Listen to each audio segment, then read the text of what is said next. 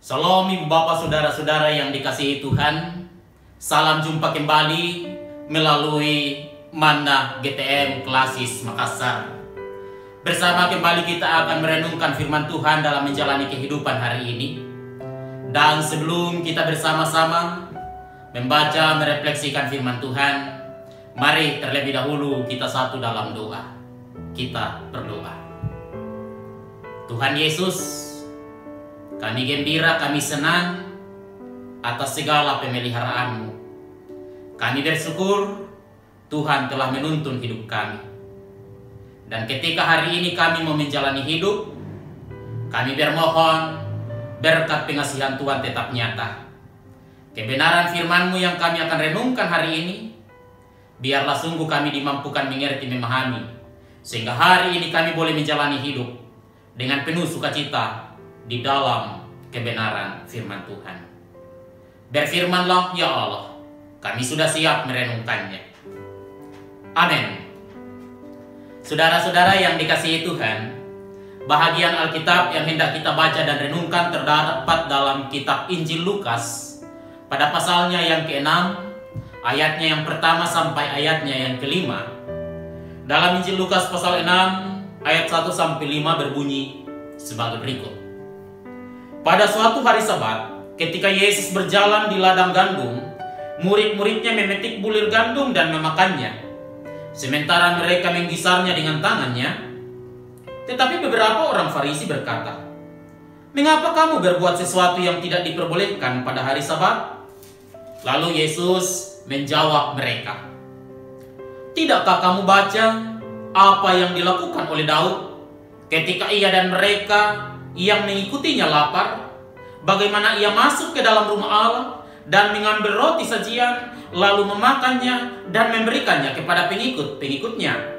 Padahal roti itu tidak boleh dimakan kecuali oleh imam-imam." Kata Yesus lagi kepada mereka, "Anak manusia adalah Tuhan atas hari Sabat." Dan berbahagialah yang merenungkan firman Tuhan hari ini, mendengarkannya dan melakukannya dalam kehidupan sehari-hari. Amin untuk kebenaran firman Tuhan. Sahabat-sahabat Kristus, mencari makanan adalah salah satu naluri kemanusiaan ketika kita lapar. Karena itu, sesuatu yang wajar ketika manusia yang lapar itu menemukan makanan, akan segera disantapnya untuk memenuhi rasa lapar tersebut. Demikian juga halnya dengan murid-murid Yesus dalam bacaan kita hari ini. Ketika mereka berjalan di ladang gandum bersama Yesus, dalam suasana lapar, murid-murid Yesus memetik bulir gandum dan memakannya. Sebenarnya, dalam kondisi pada saat itu, atau situasi atau konteks pada zamannya, merupakan sesuatu yang wajar atau yang biasa lazim bagi seorang musafir memetik bulir gandum dan memakannya, apalagi dia dalam suasana lapar dalam perjalanan. Tetapi konteks bacaan kita menjadi sebuah persoalan bagi orang-orang Farisi karena hal itu dilakukan pada hari Sabat. Kita tahu bersama bahwa orang-orang Farisi dikenal sebagai orang-orang yang sangat taat kepada peraturan peribadatan. Mereka mentaati secara harfiah 39 kelompok pekerjaan utama yang tidak bisa dilakukan pada hari Sabat. Bagi orang Farisi, tindakan murid-murid Yesus memetik bulir gandum dan memakannya pada hari Sabat adalah tindakan yang tidak benar, sebuah pelanggaran terhadap hukum Taurat, dan dalam tanda kutip, dia adalah dosa. Untuk menjawab pertanyaan orang-orang Farisi tersebut yang menyalahkan murid-murid Yesus, Yesus menjawab dengan mengisahkan peristiwa Daud yang bisa kita baca secara lengkap dalam Pertama Samuel pasal 21 ayat 1 sampai 6. Karena laparnya, ia dikejar-kejar oleh Saul. Daud dalam pelariannya bersama dengan pengikut-pengikutnya masuk ke dalam bait Allah. Dan mereka meminta makanan. Tetapi imam pada saat itu mengatakan, roti yang ada hanyalah roti sajian yang dikhususkan bagi imam. Dan tidak boleh dimakan oleh siapa saja. Tetapi karena rasa lapar Daud dan pengikut-pengikutnya, sehingga mereka diberikan roti sajian yang seharusnya dikhususkan bagi imam. Dan saat itu dianggap sah, walaupun melanggar aturan yang sebenarnya yang berlaku saat itu. Itu dianggap sah demi keselamatan Daud dan pengikutnya untuk kemudian bisa terhindar dari kematian akibat kelaparan.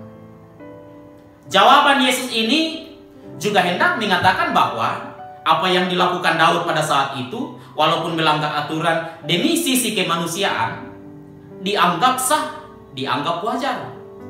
Nah, juga saudara-saudara hendak mengatakan bahwa bacaan ini Yesus tidak menentang sebenarnya hari Sabat. Namun bagi Yesus, hari Sabat itu diberikan Allah kepada manusia untuk kebutuhan manusia, yaitu kebutuhan untuk beristirahat dari berbagai pekerjaan yang sudah dilakukan sepekan. Karena memang manusia, tubuh ini membutuhkan istirahat. Kebutuhan untuk beribadah, kebutuhan untuk bersekutu dengan Allah. Itulah sebabnya saudara-saudara, ketika murid-murid Yesus memetik gandum pada hari Sabat, Yesus tidak marah.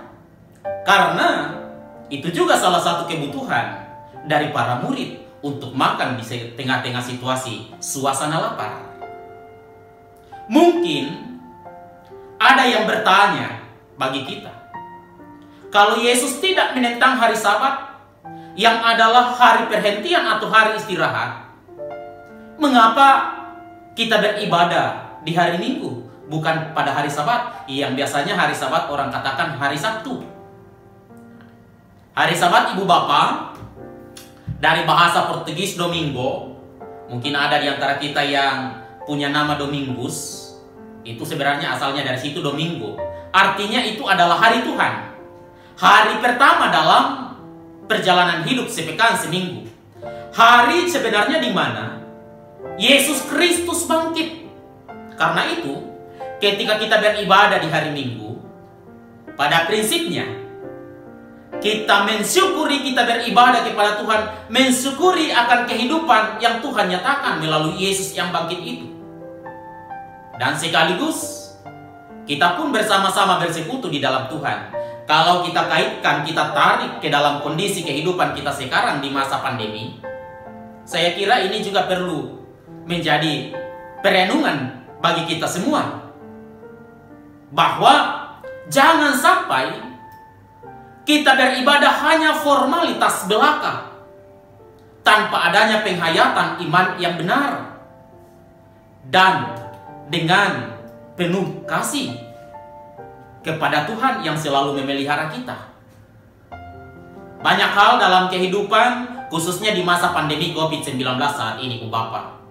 Aturan-aturan yang selama ini mungkin mengatakan kemarin sebelum COVID dilarang beribadah dengan menggunakan HP, justru sekarang yang terjadi adalah semua harus menggunakan HP melalui jaringan atau laptop.